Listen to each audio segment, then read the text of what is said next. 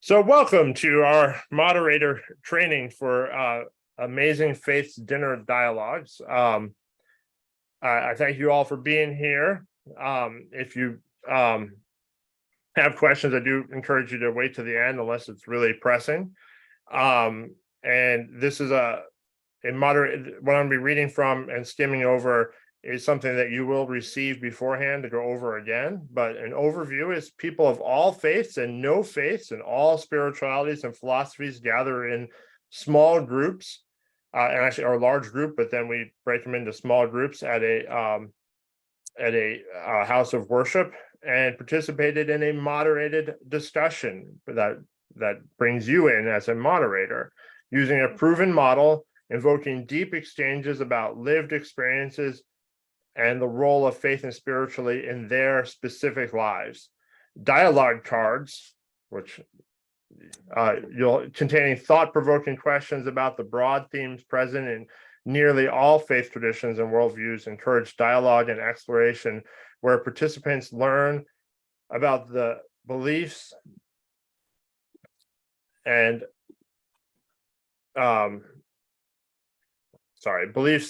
faiths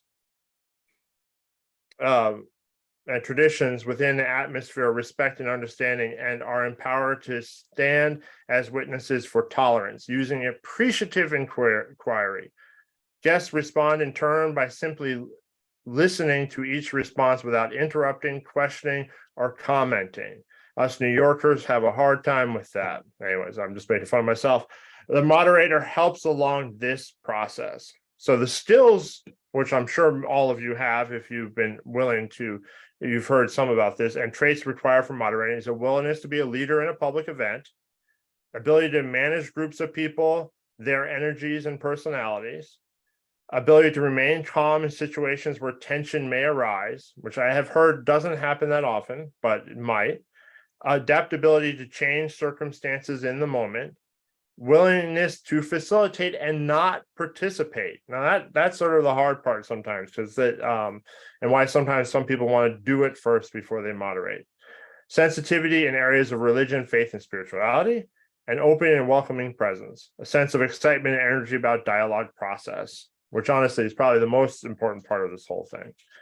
Goals of the Amazing Faith Dinner Dialogue: counter fear and ignorance, increase religious and spiritual literacy, bridge racial, cultural, and social economic divisions, build community within diversity, practice listening through appreciative inquiry, engage on a meaningful level, learn from other faith traditions and specifically other people's experiences, because sometimes you can learn a lot from someone even in your same faith tradition who's experiencing it differently. Talk about matters of faith and spirituality in a safe and controlled environment. Core values of Amazing Faith Dinner Dialogues: hospitality, welcome those who are the strangers to us; friendship, seeking connection with people regardless of their faith; responsibility and neutrality, making a difference for respect and understanding in our world; community, strengthening relational cohesion at grassroots levels. So the process, not a typical conversation, dialogue of inquiry, or goals of the process to create a safe environment and encourage people to go deep in their sharing, to teach neutrality in interpersonal encounters, to provide the experience of being heard, which for a lot of people that's new, to create a learning environment.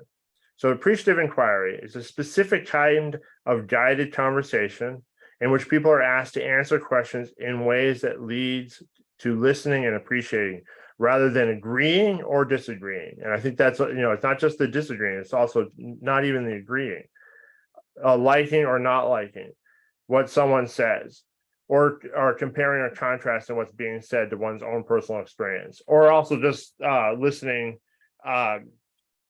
for your time to respond to the same thing. So no interrupting, questioning, or comments except, can you repeat that? I didn't hear you. And honestly, the moderator really should be the first to jump on that. If you're really you're even thinking someone can't hear, that would be your job to try to, because you're trying to model that no one else is really speaking when other people are speaking, especially during the questions. Stay at the level of personal experience, feelings, and sharing, not at the level of perceptions, opinions, beliefs, theories, assessments, or policies.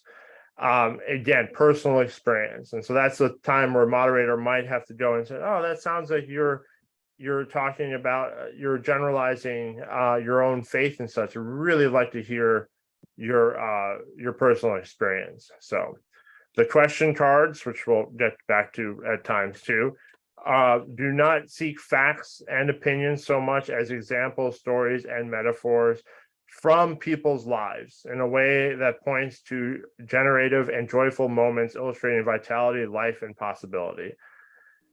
Questions contain thought-provoking questions about the broad themes present in nearly all faith tradition and worldviews. No thinking ahead to your question because you draw your card at your turn. So you honestly do not get to see your question until you start. And if someone really has a hard time with that as a moderator, you might say, you might even just ask, well, why are you having a hard time with that? And you'll get some of these other pebbles, or you can even say, hey, just put that on the bottom of the stack and pull another card if you're really stuck. No two people get the same question. The second round of questions can happen if time allows. So, and that we're actually trying to encourage that in our outline. So we basically, these are some of the more, now switching over to the real basic stuff of what you'd be doing. We'd be gathering in a room like the ISM next Wednesday, where we're already up to 60 registered people. That includes many of you as well. And so we're probably going to maybe have 6 to 7 tables, which is because we still haven't heard from some people, and I'm sure they'll be signing up. And you'll be assigned a table, and people will be divvied. They'll have tables, so there'll be name tags with their, like a wedding, and with their table number, and you will greet them. And the first thing you'll actually start with is you do have a photo release form, which is a half sheet form. And that's just something that you do in the beginning, just to get that done as people come in. And I would encourage people introducing themselves at that point. But then when we really start the dinner, we're going to ask every table to introduce themselves. There might be like one table that would go get their food first, and then at that point ask people to start their introductions, and then the table that got food first might have to introduce afterwards, after they have their food. We will eat. The conversation isn't while we're eating itself, so there'll be some just general conversation at that time. You'll have this packet of things with some forms for the end as well, but it also will include your cards, which you definitely don't let people flip through them ahead of time. That's one thing you want to keep close, because some people will just be curious, and that's fine. I have to admit, I've tried to keep myself from not reading too many of them myself, because I want to be able to be surprised myself when I get a question, if I ever get to participate.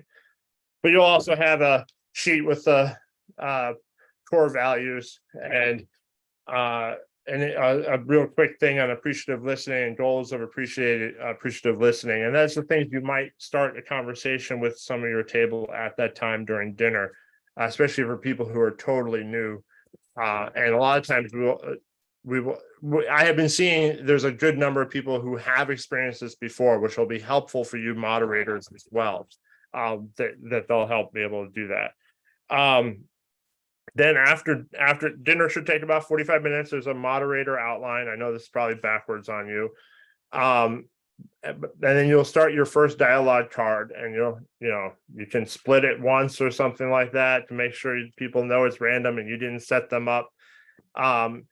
Ask for a volunteer to start, and if there isn't one, then you might just call on someone who you've figured is someone who would talk and feel confident, maybe someone who's done it once before, and give them the first card, or have them pick the first card, however you want to do it, and give them a moment and allow for silence at times too. I mean, that's one of the things as a moderator, is to be okay with a little bit of silence. And I'll never, as a New Yorker, I'll never forget when I was working in some of the native nations, and I heard that some of the average response in some of the native Native American peoples is like 45 seconds, because they literally listen and process before they would respond as part of their dialogue. That is not how I was brought up, but that is what we're trying to encourage. And so being okay with some silence.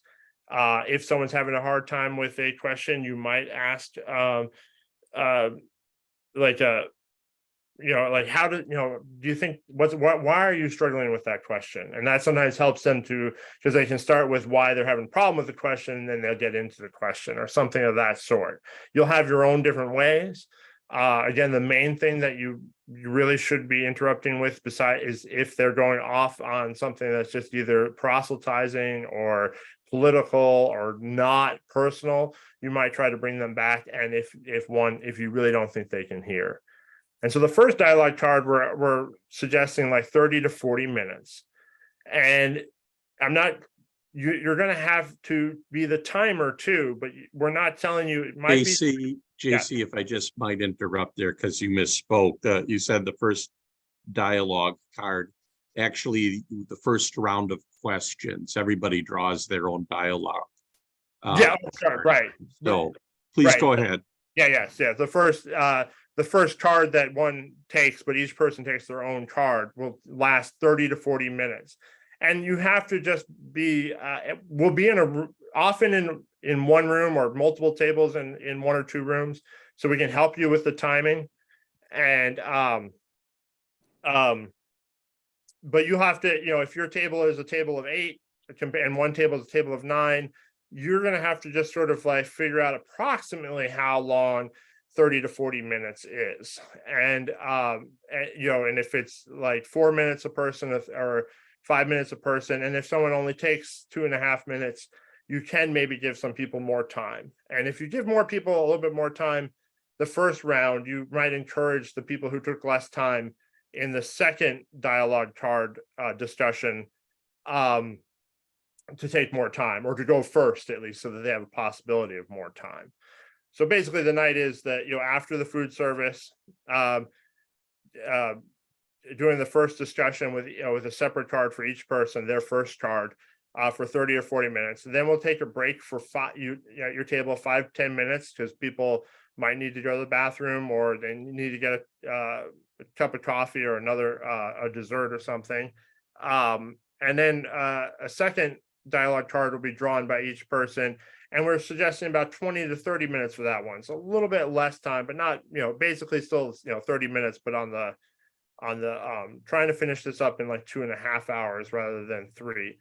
And then after you go around a second time, and we're really encouraging going each person getting 2 cards at each table, then you'll have about 10 to 15 minutes with a follow-up form. It's just put down as an evaluation form. And the follow-up form is if that group, especially if that group wants to meet up again themselves, we will connect people with the people who desire to connect from that group itself. And that has happened a few times. Now, again, it used to be done in a personal home, so it seemed, and sometimes it was a one-time event or something like that. Some people just would rather just come more to dinner dialogue. And then while there's a post dialogue evaluation form for all members, front and back, that we're really asking them to try to fill out that evening, there's also a form for you, which is slightly separate. And that's just helpful for us to see what worked and what didn't work, so that we can evaluate how it's working as moderators too. It's pretty straightforward. The hardest part probably is making sure people don't go on forever, and making sure people talk more personally and understand that they're not responding to the other people, and to really encourage that, especially if you hear someone say, well, I heard JC say that, and you as moderator say, like, I just want to remind you that that's not what we're doing here. There will be then also some time in the greater room for just free discussion afterwards, especially when we're clearing up and leaving and things of that nature. And still, as moderators, it's obviously that's a little different. They might be responding on some level, but you still will try to model the core values with us, and we'll all be there. You know, especially if you hear someone putting down another religion or something of that sort, or you really say like that really does go against our core values, and you need to, you're empowered to be that. And a lot of you, I think, that will come naturally. So some quick reminders that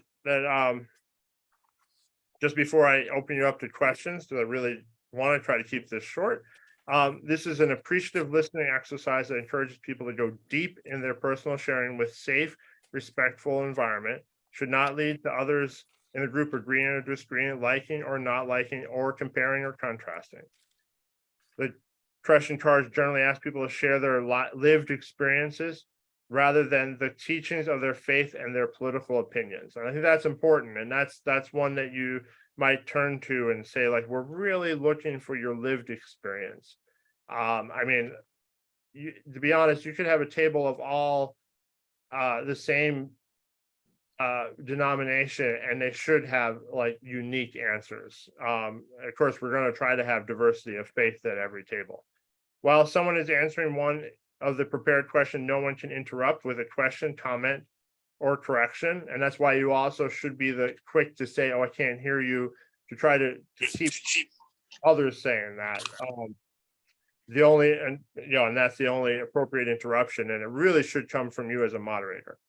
Ask a volunteer to go first. The person should select the top question card in the pack, read it quietly, then read it aloud for the group to hear.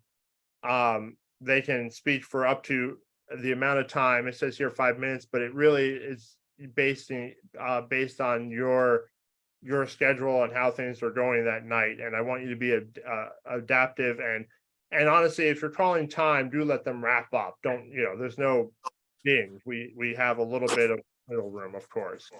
Do not let people draw a question card until it's their turn. So that also means, please, like, there is a plastic bag that the cards are in. Just keep that close to you, because I honestly, if I didn't understand what was going on and I saw cards, I'd want to just pick them up and start reading through them. Encourage people to try to answer whatever question they draw, even if it does not seem directly appropriate or if it seems difficult. Sometimes the tension of having to answer such a question invokes deeper, more thoughtful sharing. However, because of the limited time at an event, you may let people skip a question and select another. And you know, grace always abounds, is what I always say. Let people know what is said at the table should stay at the table, which is also, I think, you know, when you're going around where there's some free time mixed in the room, especially the way we're trying to do it now with multiple tables, you might go, well, that was something said at our table very specific about some, you know, like, and I appreciate you guys being doing that as well. We want this to be safe and secure for personal sharing. If a person strays into reciting their faith's dogma or into expressing opinions or theories, gently remind them that they are to speak from their personal experience and feelings. And that's probably going to be the hardest part, but the more you get used to that, and I think also people will be modeling it who have done this before, that actually will come naturally. But it's just one of those things where it is often when someone is getting into dogma or theory, you know, they have an agenda sometimes, even if they don't realize they have an agenda. So it's just hard to stop that, but you just gently sort of bring them back. And I think the best thing to just say is, like, we're really going to talk from our personal experience. So that's my spiel. I know that was a lot of information at once, so I'm assuming there's some questions. And I hope there are some questions, because that will be helpful. JC, Yes. if I could just make a couple of comments. I mean, so I think the first thing that all of you, if you're new to the issue of moderating, might be worried about, do I just have to remember everything that I just said, or that JC just said? And the answer to that is actually no, because the packet of information that you will be given includes a sheet of rules that you will be reading to the people at your table, and that will serve as a reminder on this as well. And And you'll if also I could just receive this say, ahead of time too. You'll also receive this ahead of time, some of this ahead of time, so that you'll also be able to get your mind around it too. Yes, keep going. Ahmed, didn't we decide at our meeting that the initial set of introductory rules and all that were going to be read by one person to everybody? that may be the case. Yes, depending on the setup. If we've got somebody at the front with a podium and a microphone and we're able to reach all of that, one person could do that from the front. And I assume that'll be the case at the Islamic Society on July 26th. It may not always be the case if people are in different rooms at a future setting, but we did discuss that. Let me just say also, go ahead, Tori. Also, JC had mentioned something about forms and stuff being signed. Can't people do that when they check in? I'm sorry, which form? Oh, well, some of the forms are there's a good chance, yeah, the photo release form can be probably given when people check in. But then you as a moderator might just help us collect those things or ask if it was. Because one thing we also as a moderator, we would, if you have one of these things, we'd ask you to take a few pictures. There'll be one of the pages in the file will give you examples of how to do pictures, and just that, like, don't take pictures when people are doing their actual share, because that can be intimidating for some people, and some real basic thoughts like that. And I thank you for asking about that. But the other forms are evaluations for afterwards. So we'd rather, and in the light of how we want people to respond to those questions after the experience, so we would rather them not get those forms ahead of time, because some people, I wasn't referring to that. I was just referring to anything that can be signed ahead of time instead of having to waste time. it would just be the photo release form. That would be the only thing ahead of time, and that can be put on the front table. But you might just ask people, especially if you're taking photos, if they had filled that out, because you want to know if they didn't and they really don't want their picture taken, then just avoid getting especially their face. So there is a feedback form also, but obviously that comes at the end. Yeah. And our scheduling allows 5 to 10 minutes for people to thoughtfully reflect and complete the feedback form as well. But that's scheduled for the end, obviously. Right. And it's actually 10 to 15 minutes, because there's also a form about connecting again with the group itself. So there's two sort of forms at the end. So and another thing that I would like to indicate with regard to time, JC mentioned giving people a period of time to reflect on the question before they answer. The moderator does not time keep on that period of silence. They time keep when the person starts talking, if you're able to remember that as well. And again, although we do like it when people answer the question that they draw, in some particular instances, the question may bring up something for the person who is being asked to answer it, something very personal in their own mind. And so we don't really fight them if they want to draw another question. It would be great. Take your time to think about the question if that's the difficulty that they're having with the question. But if you sense it's because there's something personal that would be very upsetting for the person, this is not about compelling people to answer questions. I'll say from my experience that there are two things that somebody who is new to the dialogue you're likely to maybe have a problem with. One is this issue of commenting on the other someone else's question, and it can be something very seemingly passive on it, like the person answers the question, there's an appreciative listening by everybody else at the table, And then the question goes to the next person. And then 2 or 3 down the line, somebody says, yeah, and I'd really like to, reflect on the prior question. And so that's something we don't do, because your comment on a prior question may draw, even unintentionally, a compare or contrast kind of situation where the other person might feel, oh, my answer was inadequate, or I'm being criticized in some way. And so we have to really be attuned to, for a person who's attending this for the first time, they may think it's okay to later on passively comment way after the fact on someone else's question. I would say if somebody wants to talk to somebody about it, they're free to do so outside of the context of the sharing and answering the questions.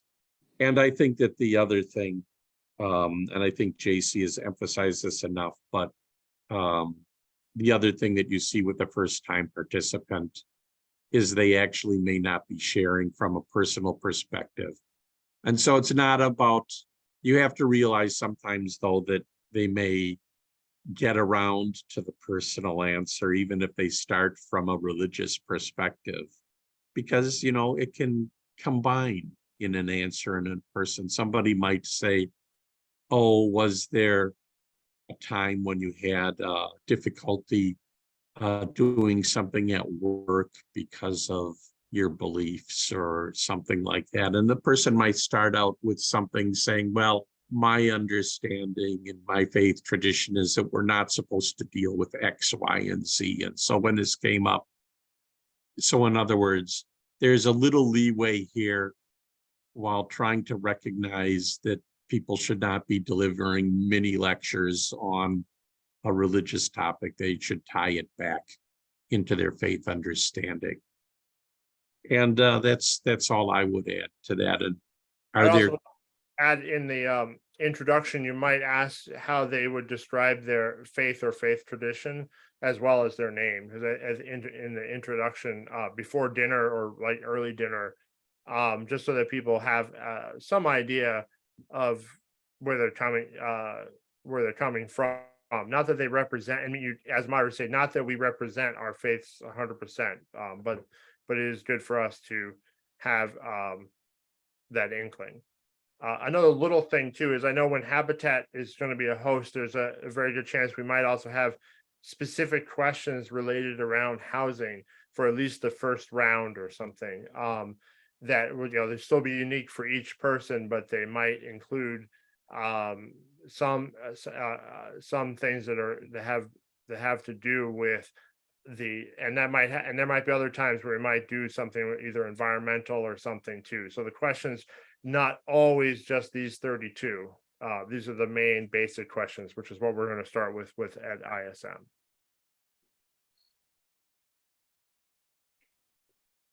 Just a minor detail. So you mentioned name tags early on, and are they doing that at sign in, number one? And then I have a follow-up.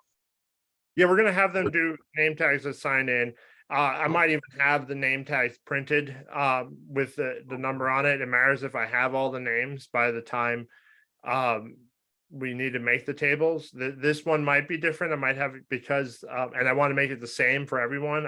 Let's say I don't have all the names from ISM yet, and so if they just promise me a number and I don't have the names, and I'll have it written out so everyone's name is written out. I don't want it to be like some people printed and some not, but they'll have assigned a table. And if someone really like really like I thought they wanted to be separated from or something, and that changes or whatever, again, grace abounds for the most part, but we'll have you'll be assigned a table as a moderator, and you'll have a number on your table, and those people who have been assigned to your table will find you and whatever. And there will be some mixing through the whole room in the early part, and then at the end of the evening. So is it first and last name, number one, and then is there going to be is it going to mention maybe what house of worship they're from or anything like that, or what? faith If they they have to have? fill it out themselves, I'm just gonna ask them to do first name, and if I had to print it out, I might do first and last name, just because there are a few people who have same first names, and just to make it clear. But I'm not, because of the nature of how some people filled out, if I'm printing it, like I have people who actually put a paragraph about their faith, so I don't know where I should cut it off. So I'd rather that just be something that's said at the table. That's just my take on it. Keep it simple. But I do think it's not something you hide. I mean, unless someone says, "Oh, I'm just," and that's fine, because honestly, there'll be some people who are atheists or just not, or have a spiritual but are not part of a specific religious movement anymore or ever. And so it's just hard for them to describe, and that's one of the reasons why I left it blank on the form. And I have to tell you, this, besides having Presbyterian spelled two different ways, wrong and correctly, I also have people who like put in literal paragraphs and such, and I think, and that's great. And so I think that, and that will lead to me being able to put different people at different tables. I've also talked to families, some families, and asked if they want to be the same table. Like, there's a family of 3, and they're like, "Oh no, we want to be at different tables." And I'm going to continue making some of those phone calls and things like that. So, but we are trying to arbitrarily assign tables based on trying to, not get all the Presbyterians together or not all the Baptists together. There's still a strong Christian contingency at this point, but there's also a lot of Unitarian Universalists, a lot of Baha'i, a lot of there are a few Jewish people, and I don't have it in front of me right now. I'm doing this all on memory. And then there's also a lot of like one of them noted quasi-Christian, which was one of my favorite answers. So it just, I get to read them, and I just, I get to, I think just that there's, or also a small C Christian, which I'm not sure what that means, but that means something to that person. And I'm gonna try to map them out like a wedding as best I can, mixing it, not like, actually the opposite of a wedding, where you're trying to get people who really are similar together. So Thanks. oh, no problem. And I thank you for volunteering to host the next month. So any other questions or comments before we stop recording?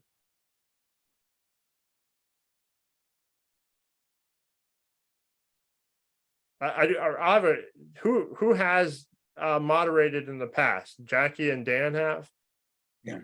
Yes, Anything you would want to add as wisdom, or Jackie? you've covered it pretty well, JC. Well, I'm happy about that. Jackie, same, or you're muted, Jackie, so. Would just reiterate the importance of the listening part, and all the way through, listening to this people who are speaking at the moment, listening for the kind of the nonverbals, which is a little bit more, you have to be careful of that. But yes, listening. Thank you very much. And I'm going to stop a recording on that wisdom.